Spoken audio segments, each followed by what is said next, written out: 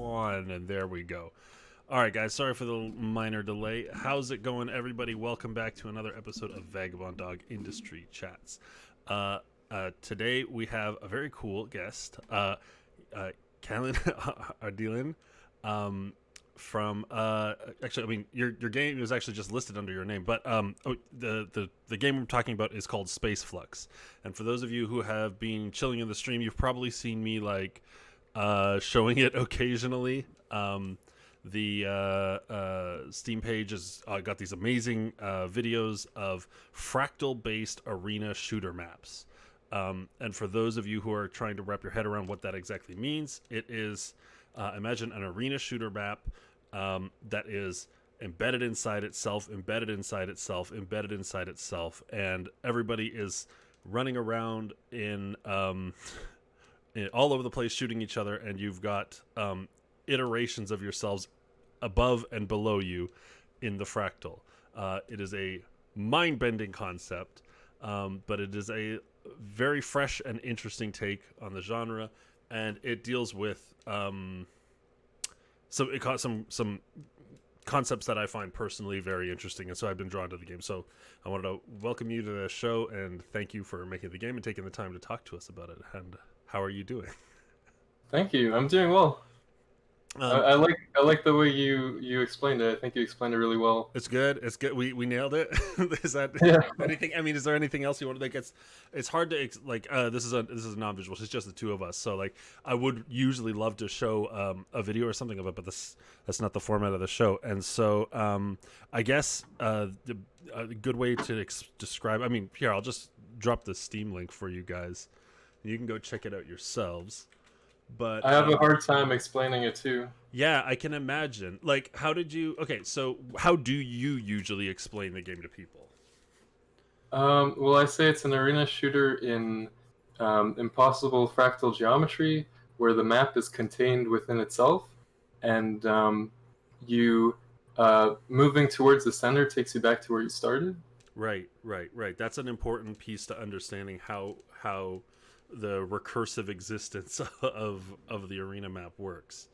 Yeah, and I also I think it's important to say that you have an instance of yourself on every fractal layer, because otherwise, like, I get many questions asking, like, can't you just go inside infinitely and then nobody will be able to find you? But actually, it's really easy to find people because you see them everywhere. Like, you see copies of them on every layer. Yep. Yeah, that's it's. I guess I mean, like, even I'd say for the layman, like, understanding the concept of fractal or recursion is something that it's not very like common in discussion. I mean, like, apart from Inception, like, you don't have that many pieces of media that really talk about that embedded layering of things or I find people who are into fractal artwork or whatever are like, you're either very into this stuff and know a lot about it, or you've like had zero exposure to it, and you don't really understand what's going on. Yeah. So how does that affect how you pitch a game like this to people, and how you try and deliver its messaging in terms of like getting people excited about it? Well, I think people like easily understand the concept of recursion, especially if they see it. And I don't see, like, I would prefer not to have to pitch it myself, but I do use a lot of GIFs because they loop, right? So they actually get the message across really well because it's just an infinite loop, right? Right, and the fact that it is it is a great format for it. Now that I think of it, because it is just always looping, right? And you get the opportunity to show off the repetition of it. So I mean, making a game about a fractal reality is inherently interesting, but I'm very curious to understand why you decided to make it a shooter. Oh yeah. I get that too. Like some people would have. I think the most obvious choice for this kind of game is a puzzle game. Yeah, a lot of people would, I think, jump to that. Yeah, but I think that in a puzzle game you could take it you could take it further in different ways and explore it. Maybe explore it further. But I personally like shooter games a lot, and I like multiplayer games, and I um, I think that you can take a bunch of these. Like I have a lot of ideas that sort of you might say belong in a puzzle game. Um, I think they work even. They're even more engaging when you're when it's in like a competitive multiplayer setting, and so I just think it works great in a shooter game too.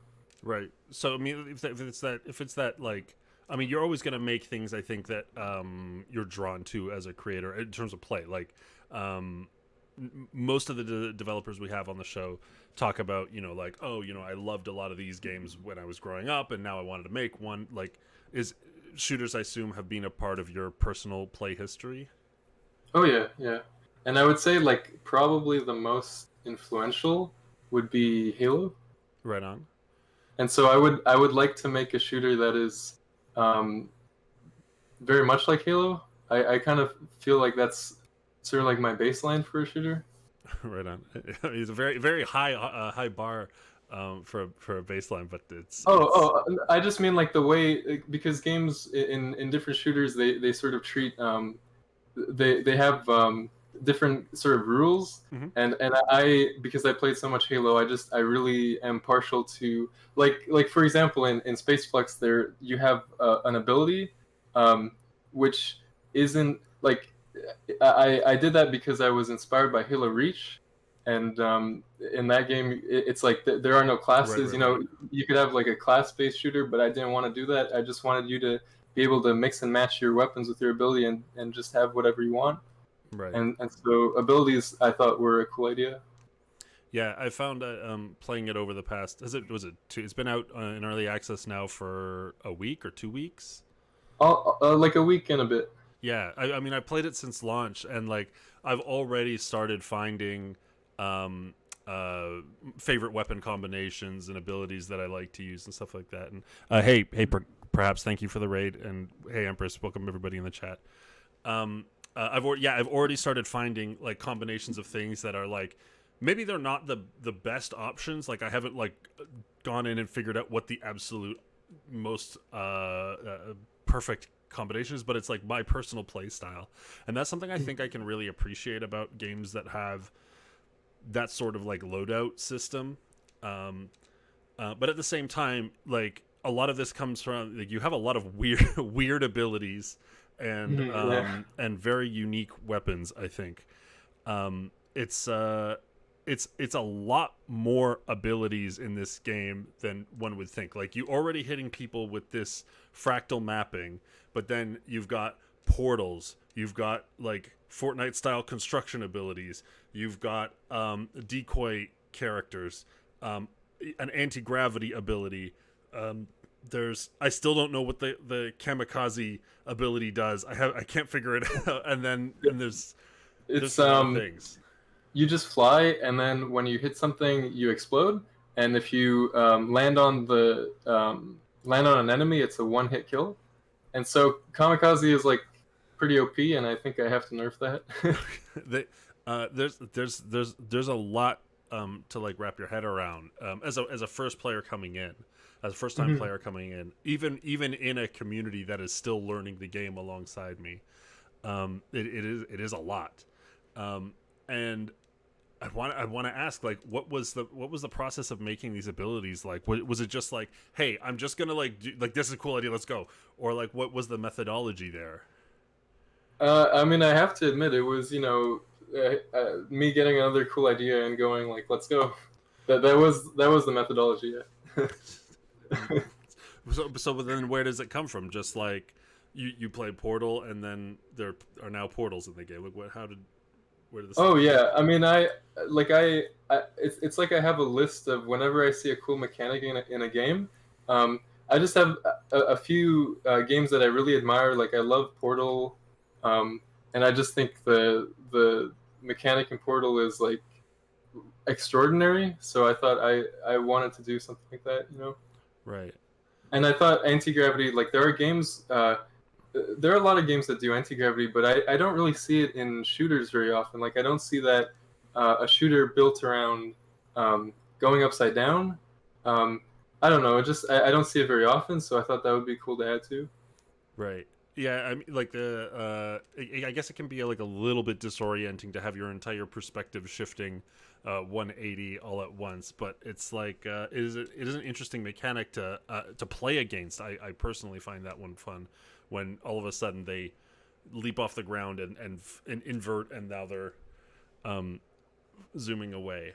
Um, so there's a lot of stuff going on in the game, and I'm curious through all of that, what do you think are some of the really unique gameplay moments that come out of all of these crazy mechanics clashing together?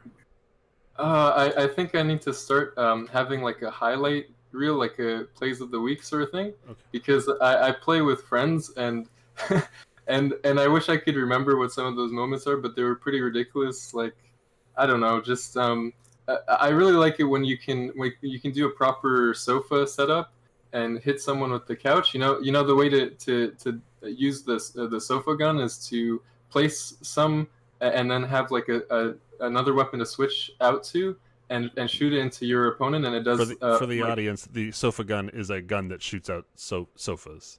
yeah. And so alone it's kind of useless. You can kind of place them around and hope people just like fall into them. But then when you switch out to a secondary gun, you can shoot it into people and it does massive damage. Right. And so yeah, and so I don't know, like you I think it's pretty common to see things like, oh, we were both on the ceiling or whatever, and then I just hit him with a sofa or something like that. Right. And I mean, like physics. I find physics-based games tend to have a lot of that sort of like wild, emergent experiences that just sort of happen. Those crazy individual moments. Like, have you ever? Is there any part of the game that you like specifically? You're like, this is a thing I want to happen in the game, and like, thus I build mechanics around it. Hmm. Um. I mean, I I don't think it usually happens that way. Um, if I can just give you a counter example, Mm-hmm. there's you can use the couch. If you hop on it, you can start shooting at it, and you do what's called couch surfing, which is like you like going super fast while you're like shooting this couch, and you can kind of navigate around. You actually have some control over it, and I didn't plan that at all. That I just like kind of discovered that, you know. Right. I mean, and the beauty of that is you have, I mean, in addition to the fractal maps that are embedded within each other, you have maps that loop infinitely on the vertical plane or the horizontal plane. Yeah. Um, and so if you, I assume, unless there's friction on the couch, like you can theoretically surf on this thing through infinite versions of the map. Is that, Oh yes, yeah, you're right. Yeah, you can do that. dude, that's amazing. That's, um, it's strange to me, like some of the design aspects of the game I find really interesting because like most times fractal art is made by like serious or like not as playful. It's you've got pineapples and couches and like destructible terrain and stuff like that, and it's not like it's still very like zany and like fun, like lighthearted in a way that I don't see a lot of that uh in like traditional like 2D fractal arts or whatever, because just it doesn't it's always mystical Mhm. typically. And so I'm curious, like, was that an intentional design decision? Is that something Ray brought to the table, or where did that all come from? Hmm. Um. Oh yeah, that's a hard question. I kind of, in my mind, they're kind of separate, like the fractal maps and the kind of like the game has a kind of childish look to it, like a playful look to like these nice bright colors. And I never thought of it that way. Like I realize now, like when you look at fractal art, it does seem kind of like mathematical and just kind of like cold and whatnot. But I think it was just a personal preference. Like I like having color. I just like color, and Mhm. I wouldn't have liked it to look too gray and brown and dull like a lot of shooters look, just because that's my preference. Yeah, I mean, it definitely helps it stand out. Um, the uh, but I guess we should go to the beginning of this project. And now this is you told me it was your first published game, Hmm. a tremendous achievement Thank you. for a first release project. What is your development history before that, and then what led to the inception of Spaceflux? Well, I started making games when I was around 15, I think. Yeah, I was 15, and I started. Did you want something that early? Yeah, Like, yeah, go. I mean, we, we oh, we've gone back as far as like 3 years old in this show. okay. um, when was the first time I played a game? I was probably 3 years old. Perfect. Um, but yeah, so I was like 15, and I started with the Blender game engine. I don't know if you knew that Blender had a game engine, No, I did not. but it's pretty awful, and that's probably why you never heard of it. Okay. Um, and so I was really struggling. I was trying to make an FPS even back then, um, and I was struggling just because like the to begin with, the physics in that engine weren't quite correct, and I was really just struggling with the physics, and um, so I had been using that for a long time, and then now let's say like 3 years, sorry, sometime like start of 2017, I discovered Unreal, and I was so like by comparing the two engines, I was so overwhelmingly pleased with it that I just um, I just loved it, and I started making a game. I made this Sonic ripoff as a kind of like first test game to make. It was like a two-player racing game, um, and after that, started I started making this puzzle game. It was pretty interesting. It didn't go very far. I didn't get too far into development, but it was like having these panels, which were like camera feeds, and your player sort of like platforming through these panels on the wall that are capturing what's going on in some other room, and so you could shift around the panels and whatnot, and the level would change. Um, Interesting. yeah, and then after that, um, I at my university we had this program, a course in game design, and so I made a cool game for that course called Giant Creature, where you are a sand cat and you are traveling um, across a huge creature, and that's the level. So you're platforming on his fingers and on his hand, and uh, crawling up the arm, and so on. Um, and it was that one was a really cool, visually stunning game. Um, and at the same time, like while I was doing that, I started working on Spaceflux in January 2018. That's when I started. So it's been like almost 3 years. Right. Yeah. So, but I mean, like, why did you start this project back then? Like, what was the origins of it? Um. Uh. If I try to remember as far back as I can, I I know that I wanted to make an FPS with portals. I think that was my first idea, Mm-hmm.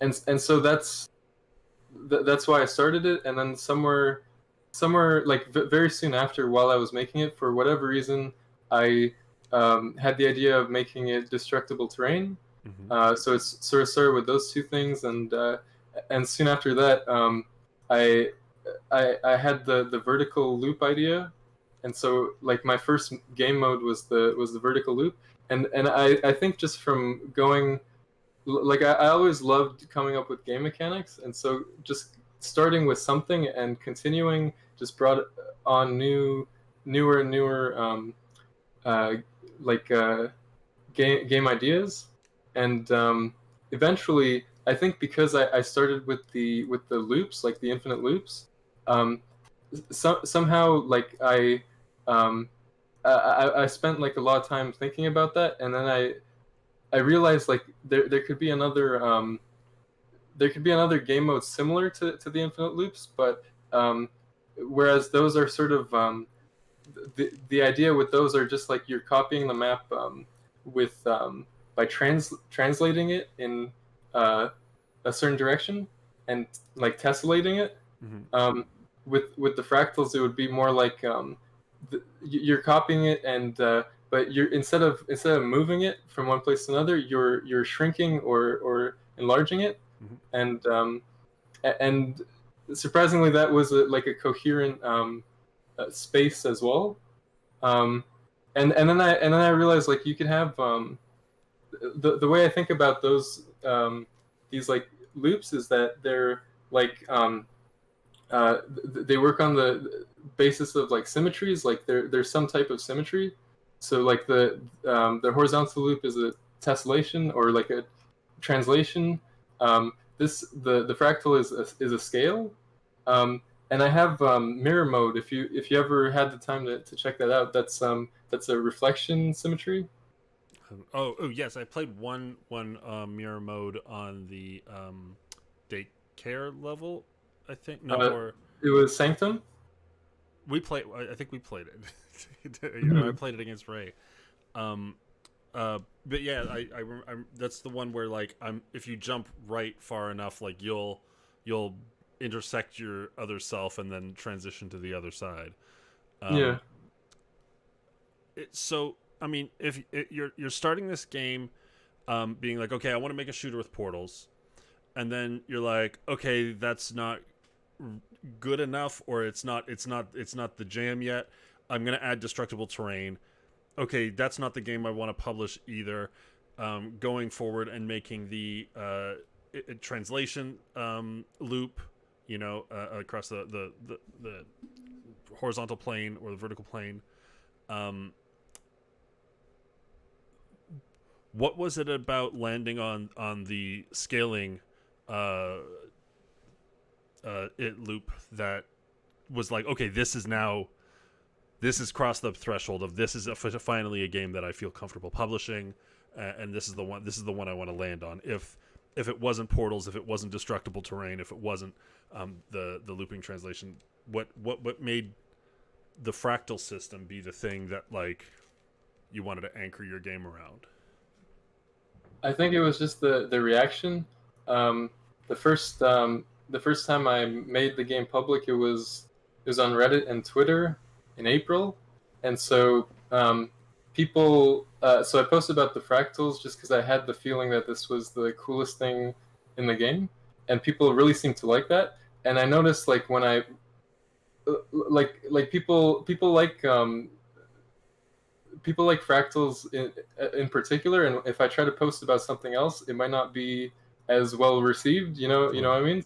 So I kind of just like from the um, from the audience, I guess I realized like what that they really appreciate the fractals, and so that's what I should sort of um, like work around. Like I think the focus now is to make that mode as good as possible. Right. Now, I mean, so audience reception and reaction is obviously a very key part of an early access title.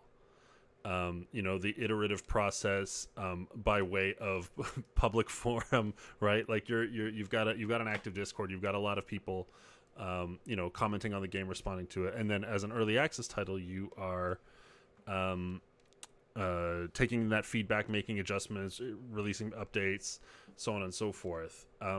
How do you feel about that process as a creator versus the let's say a year ago where you were able to iterate entirely by your own whims as opposed to now you've got an early access audience that's like making requests and with expectations or whatever. How does that change how you are as a creator? How do you feel about it? I think it's pretty good because um, I can, at least I know what people want. And if I'm working by myself, then um, I'm not entirely sure what people would think of it. Um, but like this whole time, I was just sort of relying on what I would like in a game. That's why I made all those things, because I thought, oh, all these features are exactly what I would have in my dream game. Um, but people are giving me pretty useful feedback, so I would say that's pretty good. Right. Um, and how do you? I mean, like, why did you decide to make it an early access release rather than wait an extra 6 months, a year, or whatever until it's like something you would consider um, done, and then push it out? I was just eager to get it out, and see how people react, um, and I don't know if I really um, would be able to wait so long, because I feel like I have some more ideas that would probably take quite a long time to implement, and so I think like this game isn't coming out in full release anytime soon. Okay. The I've talked to designers who feel very strongly about um, the auteur hides away, makes their creation, and then brings it out to the public. And I've also talked to developers who believe 100% that feedback and public reaction is always the best way to make the best product. Um, where do you stand on that spectrum? I know you've got an early access game, but like, how far either way do you lean? Well, I hadn't really shown it publicly until I should correct myself. It was April 2020, and so only until recently had I shown it anywhere. So the first time I showed it on Reddit was like, I don't know, 6 months 6 months ago. ago. Yeah, and so for that whole time I was just making it by myself, and I so I guess I'd have to stand more with the auteur, I guess. But I see that feedback from people is really important, and I wouldn't want to be the guy who hides it for the until it's out, you know. All right. Why not? Because well, you kind of get like a sanity check from other people. Right. Um, I could have gone in a direction where um, I would have focused. Like I have a bunch of ideas, and they're mostly like I think my coolest ideas are more about this like about making some kind of game mode that's reality breaking, like the fractal modes. Hmm. Um, and it doesn't necessarily um, like if you spend too much time on that, it doesn't necessarily make a good shooter. Right. And so people are like demanding about, they have a high standard for shooter games because they played like really good ones, and you got to kind of make sure that the game is fun and like offers a good like semi-competitive experience. Like, yeah. Yeah, you're right. Like yeah, as interesting and fun as the fractal experience is, at its root, this is a competitive arena shooter, and it's got to land all of those satisfying checkboxes that most games have to have. Like otherwise, it's not going to cross that threshold into um, there's a lot of games come with really unique mechanics, but unless they've also got the base groundwork of being a good core loop, like it's pretty hard. And I definitely think like it's got it, and the fractal experience does lend itself to unique moments. Like I very frequently find myself chasing somebody down the rabbit hole to shoot them, realizing it's going to be more advantageous to like whip around 180 and shoot the other version of them. These kinds of experiences like I haven't had in other games, and it's like that's refreshing. But I'm curious, what's your development path for the game going forward, for the rest of the year, for next year, if it's going to be a long tail development project? Like, do you have a how organized is your to-do list? Well, I could tell you what I'll be working on now. Um, I like I said, I had a bunch of ideas, and maybe you could see them in the Kickstarter.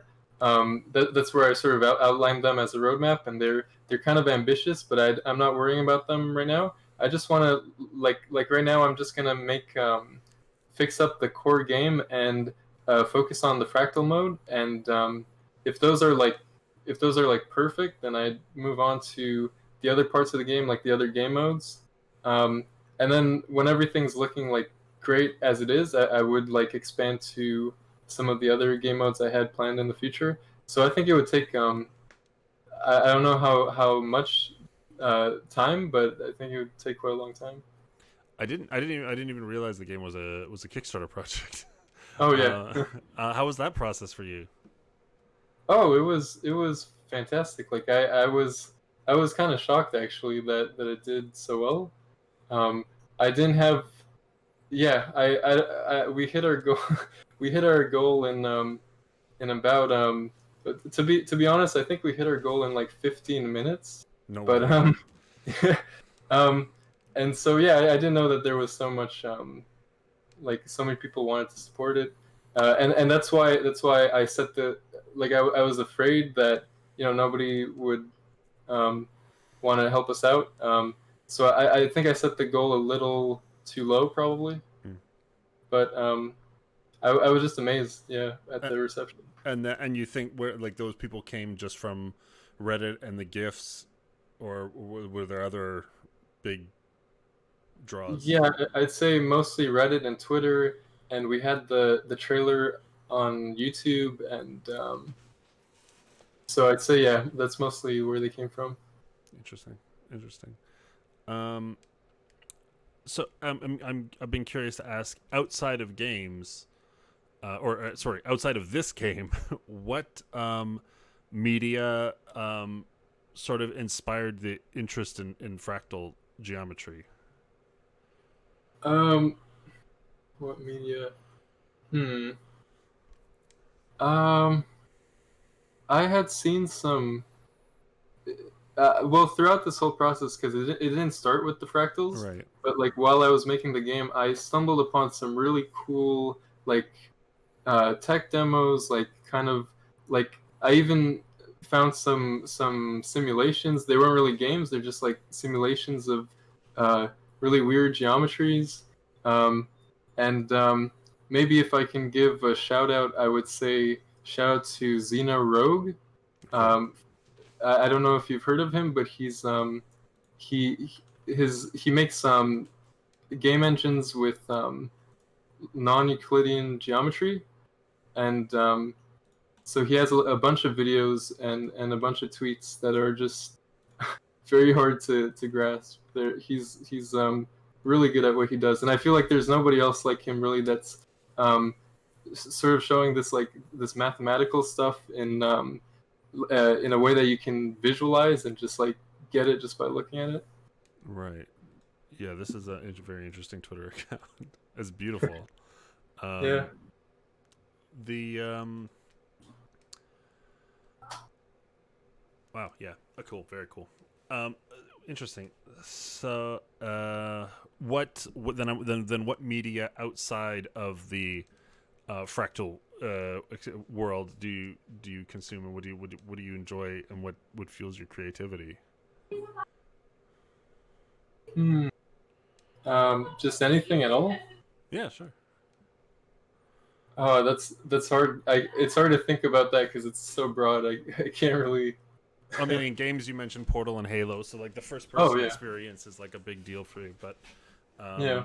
where like I know we talked a bit about Raymond, your artistic partner on it. Um, how, does the visual aesthetic of the game come from any inspirations? Um. Oh man. Well, so I'm sure that just because it's a voxel game, it does look quite a bit like Minecraft and other voxel games, and I'm a big fan of Minecraft and those games, so um, that's probably why it looks so colorful. I don't know if it would have made sense to um, make it look gritty and realistic if it's a cube-based game, right? Right. So I guess that's an inspiration. Um, Interesting. We've now in terms of our audience, we've got a fair number of game designers and game developers in the group watching now that work with a wide variety of engines. I don't think anybody's used Blender game engine amongst us, but we have a couple of people who are interested in Unreal. What was your development experience like learning about the engine? What do you like about it? And I guess we can get into its shortcomings later. my experience with it is it's fantastic. It has a bunch of features that just I mean I can tell you this might come up, so I'm just gonna it's kind of like me confessing something to you that I Okay. use blueprints. I Really? don't know. Yes, yeah, Wow. yeah, I'm surprised. I'm surprised to hear like entirely. Like there's no. yes. Wow. Yeah, I'm pretty impressed to hear that because like I've done work in Unreal before, and I find that like within if a project lasts for like 2 weeks, I'm immediately with this like crisscrossed jumble of spaghetti blueprints, and yeah. I can't untangle it after a little while. How do you manage to make this in blueprints? Um, I it's it's as you described. It is just the it is a mindless mess. spaghetti. Okay. It is like when I started, I didn't realize that I would run into problems later, and Hmm. so I was sort of lured by blueprints because they're easy to work with and you can do things really quickly with them. Which I had tried some C++ and I realized um, how not like they're not easy to work with at all. Like C++ was much more of a hassle. I mean, Really? um, yeah, because with blueprints you just get started right away, Right. and Right. but I just didn't realize like what would happen later on down the line that I'd have these huge blueprints and they would be complicated to work with, and so um, I, I will have to think about maybe changing to something else, possibly changing to C++ in the future. Yeah, I've had to, like I've taken upon learning Game Maker for the first time, and it's been interesting because like it's got its own GML language, which I knew none of the syntax for. Like I didn't know what anything was called, but it also has its own blueprint-esque drag and drop system. Um, the thing that made it found very different from Blueprint is the ability to transform any drag and drop section into readable code. You can't change it back, but you can change your blueprint style system into readable code, and then you can like learn what all the variables are called and so on and so forth, and kind of like piece it together after that. Um, I don't think is there such thing as does Unreal have any tools for transitioning people out of Blueprint? Because I completely agree with you. It is a phenomenal system to get started with, but like as you've experienced, like the bigger your project gets on blueprints, like the more difficult it becomes to bring on new people to change things that you've made before because it's a big web now. But are there tools in Unreal that you know of or can recommend to ease that burden or to translate it to something else? I haven't really looked into it because for the time being I'm still using blueprints, so I haven't looked into trying to transition out of it. Um, so I really can't say. I don't know. Just stick with it. Just grind. I've been there too. Like I mean, man, I spent 6 years working on my last game in an engine that was 13 years old. I think it's now 14 or 15 years old. And you just have like, so that's the thing about design decisions. You know, you make a decision really early in the project, and you kind of just have to like ride through it until release, no matter what. That's the way the game is. I know I can actually, now that I'm thinking about it, it has come to mind another Unreal game. If you're familiar with Antichamber. Yeah. Right. So that game started as like an Unreal Engine 2 project, like probably like I think a year or 2 years before Unreal Engine 3 came out. And like transitioning engines is such a huge like process, and like can damage so much of like what you're trying to create, that he just stuck with the project and released a UE2 project even after UE3 had come out and UE4 was on its way. Because like, especially when you're dealing with you know, crazy spatial geometry and like weird world bending stuff, you really don't want to like muck with engine stuff. So I mean, is this just like a lesson learned? Or is this something that happens before with you? Like, how do you feel about like having to live with these early design decisions long into a project? I think I have a hard time figuring a way out of it, and so I really hope that I could transition to C++ because I do want to go there, Mm-hmm. but I just don't know how long it would take at this point. I think it would be. I think the best thing that could possibly happen, and again, I haven't looked into it, but I'm just hoping that I can keep all my code as blueprints and write some C++ code on top of it. Right. Yeah, I mean, that, I know that's available. Like, it does have like you can have a whole blueprint block that is just code. Yeah. Right. So that's a lifesaver. Fascinating, but I can see why it's hard to make these kinds of transitions, especially when, man, God, you're in active development in early access, which means that you're like, you have this like mild expectation to keep putting out updates, and like to spend a lot of time on a back end feature like untangling the web or transitioning everything is like a bit daunting, and it like slows down the, you know, people are going to be asking for, I want new guns, I want new maps, right? And you know, but just paying attention to that core code base is like super important at the same time. Dude, I don't envy the position, but my God, you've got a fantastic product out of it. No matter what's going on under the hood, like, dude, it's working. And that's, I think, the magic of games sometimes is like, you never know how something is actually working, but it's like when it works, it's like magic, dude. And when you see it like under the hood, you're just like, nah, just put that back. I don't want to look at that. Right, yeah. I mean, what was the process like developing your prior projects? Like, did you use similar blueprint? Have you always used blueprints? Yeah, I've always used blueprints for Unreal, and before that, I was using Blender Game Engine, which has. I remember that had a similar, like, it was trying to be like that drag and drop system, but it was very limited. Yeah, and I had this like one little project that I was doing in Unreal with using C++, but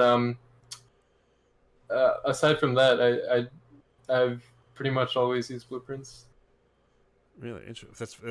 It's fascinating because I look at the, again, you know, I mean, a total compliment to you.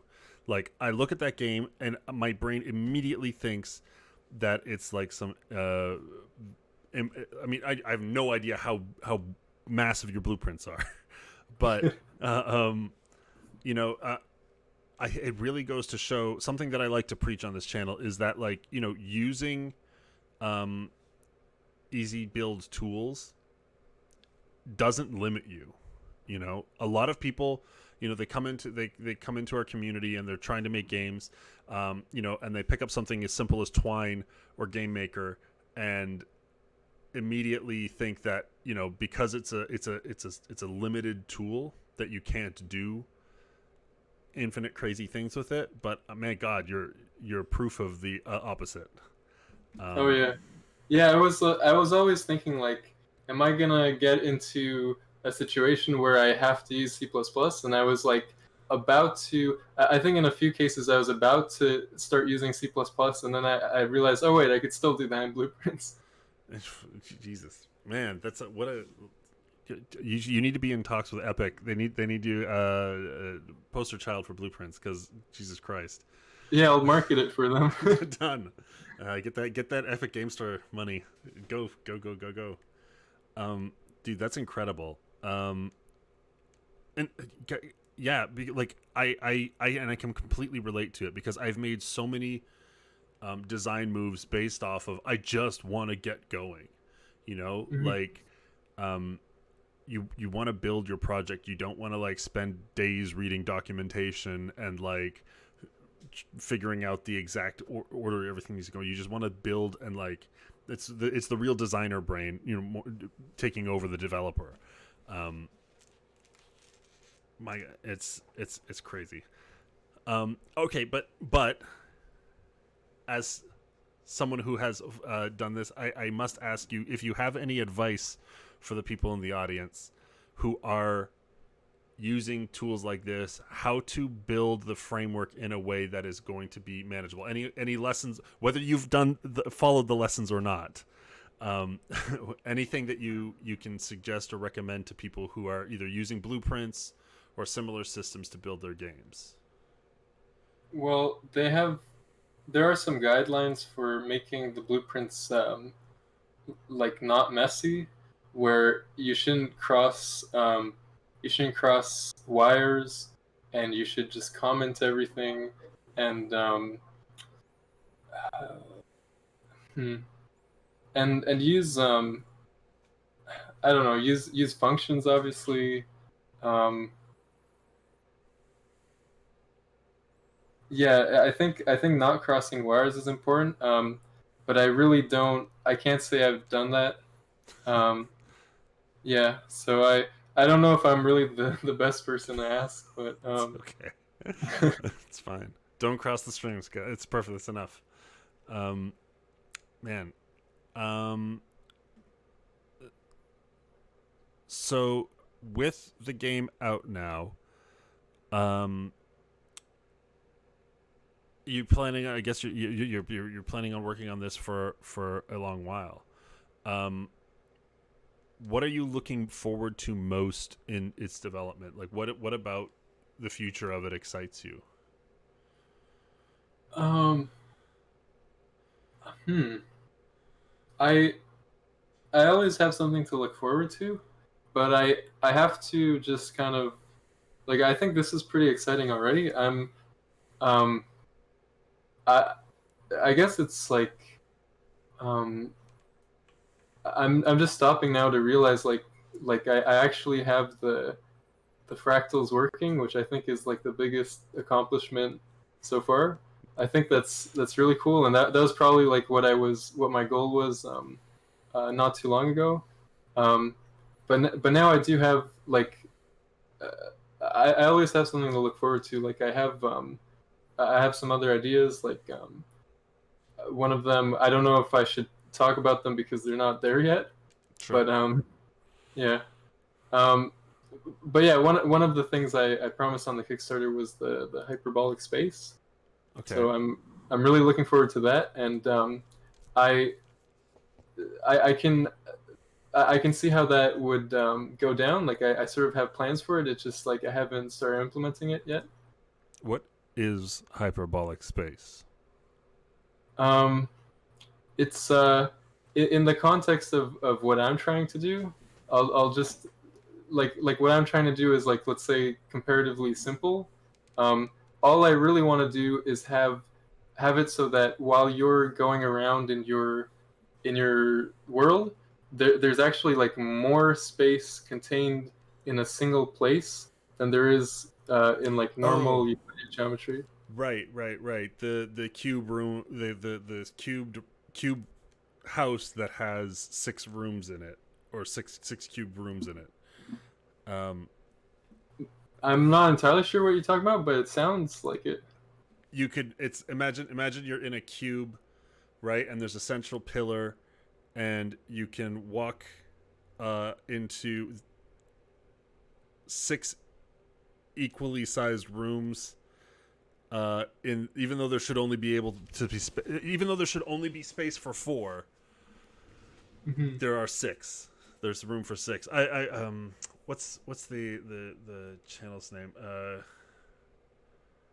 I watched some very interesting dev doing some sort of similar things, or like here's a hallway that's like this long, but when you walk through it feels this long, or it looks this long, but when you walk through it it's like this long, or it's like uphill, downhill,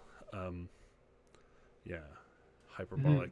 So but I mean, if all of this is off base, then how would it work in an arena shooter experience?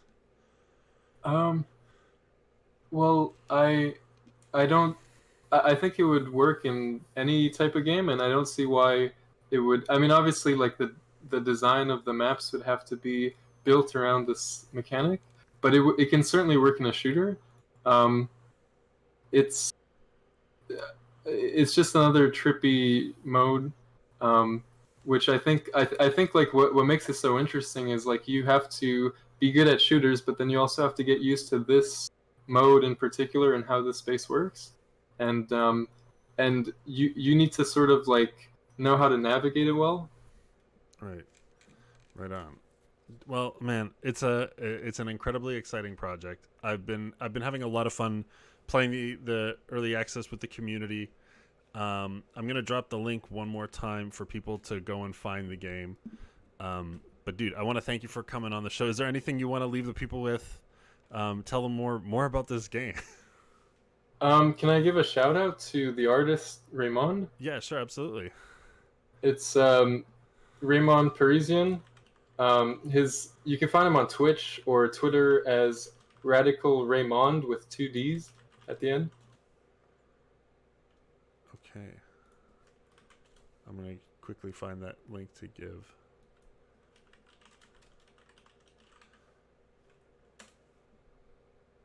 And I just want to say that I have a bunch of more ideas coming up, and if we have time, I can just tell you what one of them are. Apparently, I've been to Ray's channel already, and I didn't even realize at the time it was related. He's got a YouTube channel here. I'll drop that. Oh no, oh no, he's posted 3 months ago. Okay, I see Eric. I don't know what this means, but Eric. Yeah, it's alright. Don't worry about it.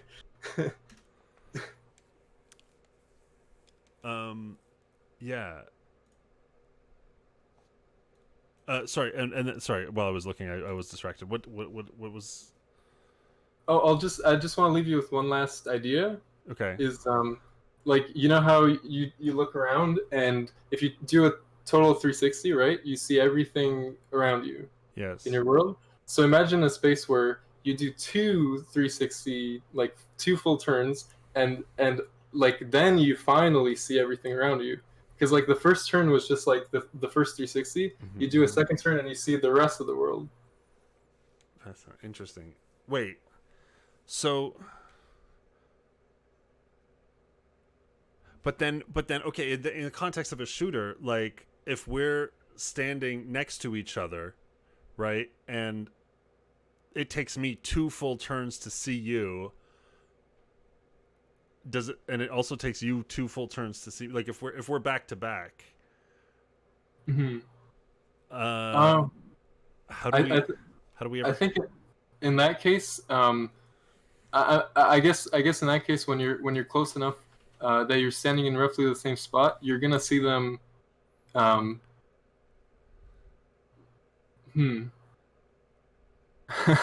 That's a good question.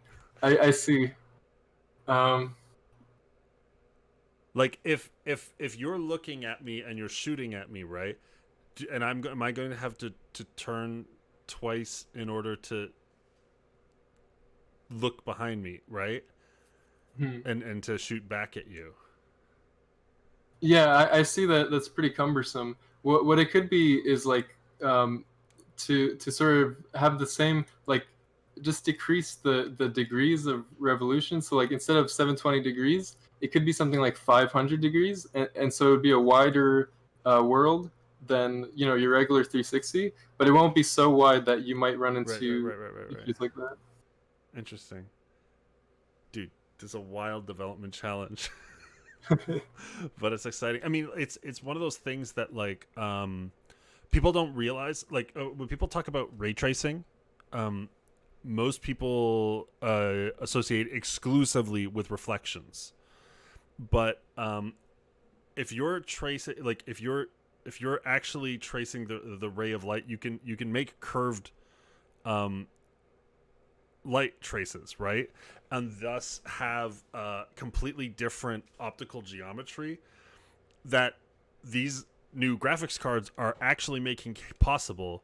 But people are, it's, I mean, there's going to be a breakthrough. Somebody's going to do it, and it's not going to be me. Trust me.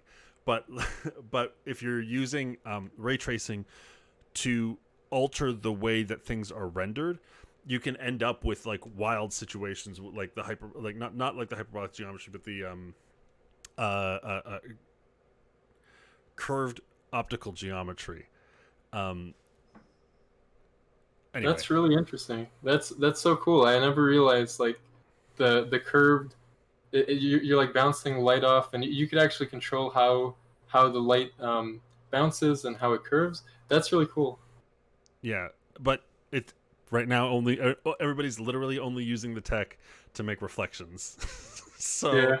give it like 2-3 years. Somebody's gonna do some really wild shit with that, and then it'll be like, goddamn.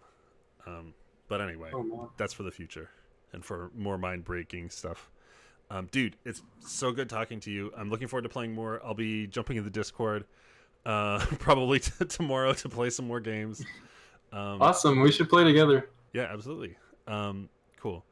I'll let you go, chat. I'm gonna throw you on the thanks for watching, and then we're gonna hit a raid to Maddie O's, who's playing Karen Outrage Simulator right now. And then I'll be back. Tomorrow's Friday, so we'll be doing. Oh no, I'm not gonna be working tomorrow. I'm going for Thanksgiving holiday. Goodbye. See ya, suckers. Um, I'll catch you. I'll catch you when I'm back Monday. Calin, it's so good having you, dude. Thank you so much. Thank you. Ciao.